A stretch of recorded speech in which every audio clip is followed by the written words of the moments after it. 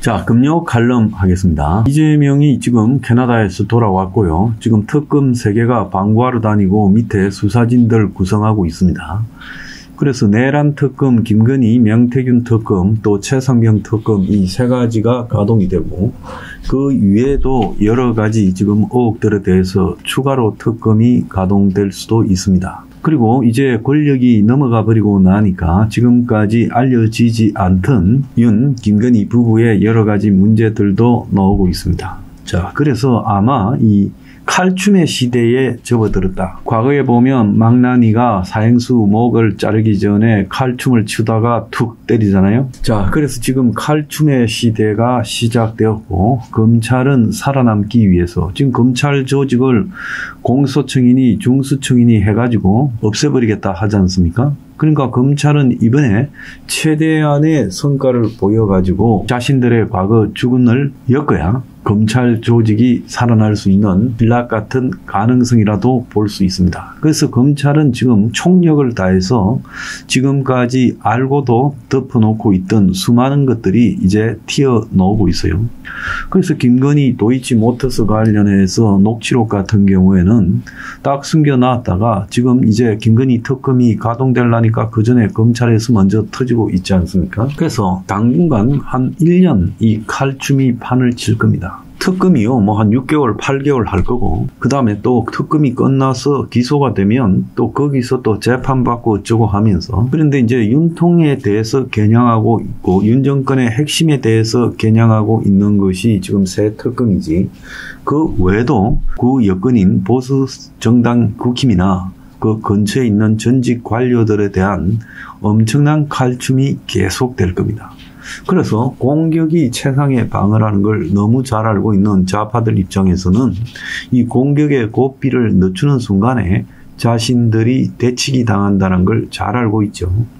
그래서 공격력에서는 자신들이 저 무능한 숫골 우파보다 더 좋다라고 생각하고 있기 때문에 자신들이 잘하는 것에 집중하려고 지금 생각하고 있다. 그렇게 보입니다. 어떻게 보면 현 정권의 근본적인 약점이 지금 이재명에 대한 재판들이기 때문에 그래서 적폐청산 시즌2가 적폐청산1 문재인 시대보다 더 심하게 진행될 가능성이 있다. 저는 그렇게 보고 있어요. 그래서 내년 6월쯤 있을 지자체 선거 전에 보수 세력을 초토화시켜야 내년 지자체 선거에도 압승을 하고 그렇게 되면 자신들의 집권 기반이 매우 든든해지면서 이제 2028년 총선에도 이길 것이다. 그러면 안전하게 5년을 때우고 또 정권 재창출을 해서 후환이 없도록 하겠다. 이렇게 갈 거라고 보고 있습니다.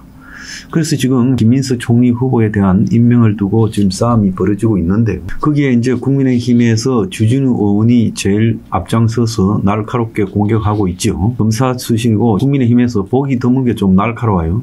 그러니까 지금 주진우 의원 너는 떳떳하냐 너도 캐보자 하면서 주진우 의원 집안의 재산을 거론하고 나섰습니다. 이것도 상식적으로 보면 주진우가 문제가 있으면 그건 주진우 문제를 별개로 다뤄야지 김민석 공격한다고 너는 떳떳하냐. 그러니까 이 정치판에 최소한의 도의나 상식은 물 건너 가버린 거예요. 그래서 그야말로 길거리 생 양아치들처럼 이렇게 싸우게 되는 겁니다. 과거의 조폭들은 거리에서 보스들끼리 우리가 김도한 영화 같은 거 보면 나오지만은 대결을 해서 이기면 나머지 조직이 다 엎드리는 이런 매너라도 있었는데 한국의 70년대 후반 80년대 초반에 칼 들고 설치면서 그때부터 조폭판이 깽판이 되고 그러면서 조폭의 룰도 없어진 것과 똑같아요. 그래서 과거의 한국 정치는 최소한 한 15년 전에는 이 정도까지는 아닌데 이제는 그리의 건달이 양아치가 되듯이 한국의 정치인들도 양아치 수준으로 전락했다는 겁니다. 그런데 보수가요, 지금 국민의힘이 전직 당대표를 하고 대선 후보를 했고 거기서 국회의원을 3번 하고 또 더 나아가서 지자체 단체장을 2번 한 사람이 지금 국힘을 해산해야 된다 하면서 매일 욕을 해대고 있어요. 그리고 대선에서 떨어진 국민의힘의 후보는 떨어진 다음날 새벽부터 다시 당권을 잡겠다고 설치고 다녀요. 그래서 저 당의 최소한의 이 보수로서의 품격이나 상식은 결여돼 버렸습니다. 지금 좌빨들은 보수들끼리 서로 분열시키고 더 나아가서 보수 내부에 벌어지고 있는 비도덕, 비양심적 추태들을 갖다가 지켜보면서 환호작약하면서 저 정도 수준이면 앞으로 재기불능이다. 이번에 완전히 죽여놔야 되고 여차하면 내란 특검 결과 내란이 입증되면 국민의힘 당 해산 청구 심판까지 헌재내자. 지금 그런 이야기를 하고 있고 홍준표도 거기에 가세하고 있는 거 아닙니까?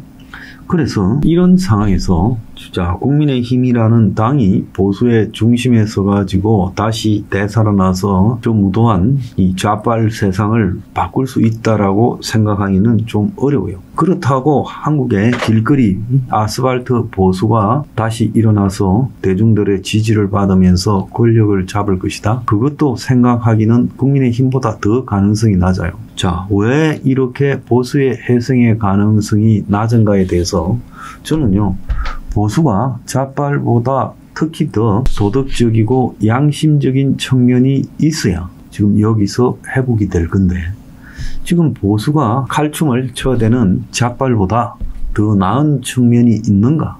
우리 지금 스스로를 한번 거울 앞에 세우고 봐야 돼요. 우리가 저들보다 더 나은가?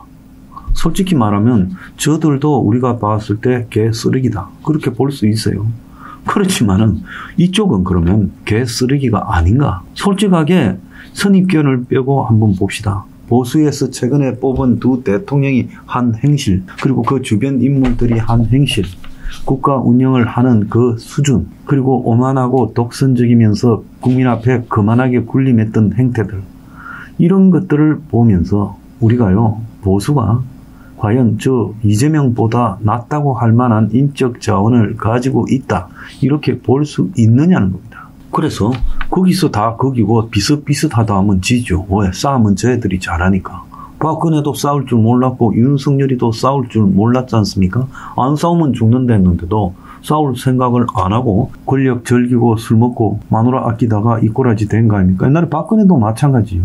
저 사람은 대통령이 안 됐으면요, 그냥 정치권에 그렇고 그런 괜찮은 중진으로 있다가 역사에 그렇게 나쁘게 기록되지 않고 갔을 거예요. 근데 저 사람은 대통령이 되고 나서 세상에 무능해도 저렇게 무능할 수 없고 도덕관념조차도 희박했다라는 게 입증이 됐죠. 물론 숫골들은 제 말에 동의 안 할 겁니다. 저는 이 이야기를 숫골들을 향해서 하는 거예요. 숫골 또한요, 국민의힘과 더불어서 언젠가는 정리돼야 될 집단이기 때문에 그들에 대해서는 내가 말하고 싶지도 않아요. 그렇다고 보수의 지금 이준석이나 뭐 김용태니 김재섭이니 천하람이니 이런 친구들을 보면 그 보수에서 젊은 세력이 개혁적이고 양심적이고 도덕적이다, 그렇게 보이지도 않아요. 얼굴만 좀 팽팽하지 하는 짓거리가 기득권 보수 못지않다는 겁니다. 우리가 지금 여기서 생각해야 되는 건 뭐 앞으로 지방선거에 이기고 총선에 이기고 다음 대선에 이기고가 중요한 게 아니라 적어도 보수에서 도덕 양심적인 부분들을 강조해야 된다. 그래서 아스팔트도 도덕적이고 양심적이어야 되고 보수의 인플루엔서라는 사람들도 도덕적이고 양심적이어야 된다. 유튜버 하는 사람들, 보수의 농객이라는 사람들, 이번에 우리가 그 행각들을 다 봤잖아요. 그리고 강경 보수의 상징이라는 김문수의 그 행동도 봤잖아요. 그러니까 한마디로 이 보수에서 양심 도덕적 각성 운동이 일어나야 된다고 저는 보고 있습니다. 그러지 않고요, 또 기다리다 보면 이재명 정권이 저절로 자빠질 거니까 우리가 또 잡게 될 것이다. 그렇게 잡게 돼봤자 또 무너진다는 겁니다. 유지할 능력이 없다는 것과, 또 중요한 것은 대선만 생각할 게 아니라 총선을 생각해 봐야 돼요. 이제 총선에서요, 수도권 서울, 경기, 인천에서 이길 수 있는 그런 바닥이 다 무너졌다는 걸 인정해야 되고, 충청권도 무너져 가고 있다는 걸 인정해야 되고, PK 지역에서도 무너지고 있다는 걸 인정해야 돼요. 보수가요. 왜 그런 줄 아십니까? 지금 보수가요, 상류 기득권층의 따까리가 되어가지고 진짜 이 나라의 90% 서민을 위한 사회개혁에 눈꼽만큼도 관심이 없다는 겁니다. 그러니까 이양 썩은 세상, 돈 나눠주고 서민들을 위해서 빚 탕감해주고 또 그들을 위해서 각종 복지 제도를 확충해주고, 그래서 입만 열면 서민 달고 사는 한국의 나빨들을 차라리 밀어주는 게 낫다라고 보는 거죠. 이제 한국의 이 서민들 수준이요, 굉장히 저열해져 가지고 사실 그 사람 탓할 것도 없어요. 사람이 살기 어려워지면 먹고 살기 어려운 사람 앞에 수준을 탓하는 게 어리석은 것이죠.